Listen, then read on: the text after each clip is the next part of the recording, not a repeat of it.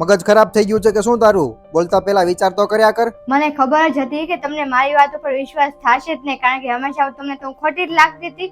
એ ઘરમાં મારો દમ ઘૂટે છે, હું હેરાન થાઉં છું એટલે એ ઘરમાં હવેથી એ ઘરમાં નહીં રહું. કોઈને મારી ત્યાં પડી જ નથી, કોઈ મારું સાંભળતું જ નથી, બધાને પોતપોતાની જ પડી છે. તો તારે કરવું છે શું એ મને કહી દે ને. હું જો મારા મમ્મીના ઘરે વહી આવી છું, હું અહીંયા જ રહેવાની છું, મારા પિયરે જ. હું અહીંયા ઘરમાં આવવાની જ નથી. હા કાંઈ વાંધો નહીં, તો પછી તારે જે કરવું હોય એ કર. તારે મારી વાત સાંભળવી જ ન હોય તો સાથે રહેવાનો કાંઈ ફાયદો નથી.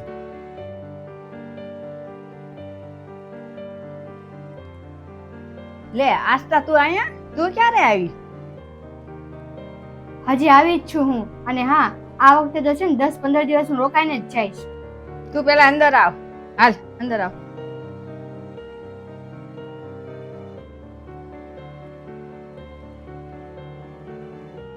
તું અહીંયા આવી ગઈ? તારા હાહુને તો પગે ફ્રેક્ચર થયું છે, તું કેમ અહીંયા આવી? તારે એનું ધ્યાન રાખવા ન્યા રહેવું છે, અહીંયા હું એવા આવી? હા તો પગ તૂટી ગયો તો તૂટી ગયો, મેં હું ઠેકો લઈને રાખ્યો છે એની સેવા કરવાનો. આ તું કેવી વાત કરે છો? તું સેવા એની નહીં કરતો કોણ કરશે સેવા એની? જમાઈ કેટલી રજા રાખશે? એને સરકારી નોકરી નથી, એને પ્રાઇવેટ નોકરી છે, એને થોડી રજા મળશે? હા તો એની છોકરી આવી ગઈ છે, એની સેવા કરશે, મારી હવે એને કોઈ જરૂર નથી. તારી નણંદ કેટલું કરશે? પછી એને તે સાસરે જવું પડશે ને 1-2 દિવસ પછી. હા તો હું શું કરું? હું ભલે હેરાન થાવ, હું ઘરનું કામ કરું કે એની સેવા કરું? હું તે માણસ છું, હું કંટાળી જાઉં છું. આટલી બધી સેવા મારાથી ન થાય કોઈની, એટલે હું અહીંયા વહી આવી. આ તું હું બોલે છે એ તને પેલા ખબર છે? તારા સાસુ બેહી નથી એકતા, ઊભા નથી થઈ એકતા, તો તારે એની સેવા કરવાની હોય. તું અહીંયા આવી છો રોકાવા માટે? તને કઈ એવો વિચાર ન આવ્યો કે આ જમાઈ નોકરીએ જશે કે તારી સાસુની સેવા કરશે? શું કરશે?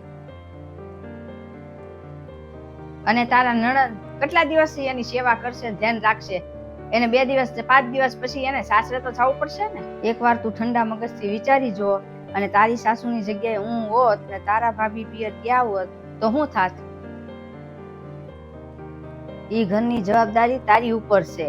સુખ આવે દુઃખ આવે એ બધું તારે સંભાળવાનું છે. દીકરી છે ને પિયરીમાં આવે જાવે ને તો સારું લાગે, પણ જવાબદારીથી ભાગીને આવે ને એ નો સારું. હવે તને કાંઈ સમજાણું? તારા સાસરિયામાં કાંઈ દુઃખ હોય કે કાંઈ તકલીફ હોય તો આખો પરિવાર તને સાથ આપે, પણ આવી રીતના નહીં. તું તારી જવાબદારીથી ભાગીને આવી ને એ નો હાલે. જો તું કાન ખોલીને મારું સાંભળી લે. આ જે તે કાંઈ ભૂલ કરી છે ને એમાં તને કોઈ સાથ સહકાર નહીં આપે. હવે તું તારા સાસરે જા અને તારી સાસુનું ધ્યાન રાખ. સમજી ગઈ તું? મમ્મી હું બહાર જાઉં છું, મને થોડાક પૈસા આપને. હા દઉં છું, લે આલે 50 રૂપિયા. મમ્મી મને થોડાક પૈસા આપને. હું જોઉં છું મારી પાસે છૂટા છે કે નહીં એમ.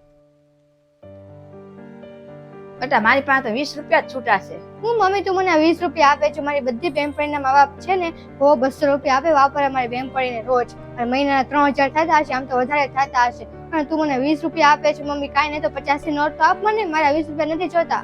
આને તો કઈ પૈસાની વેલ્યુ જ નથી, તો કાંઈક તો કરવું જ પડશે. આસ્તા પૈસા તો હું તને વધારે આપું, પણ મેં આજ કબાટ હારો કરવા કાઢ્યા છે ને તે બધા કપડા તારે હંકેલી દેવા પડશે, તો હું તને પૈસા આપીશ. હા હું હંકેલી નાખું છું.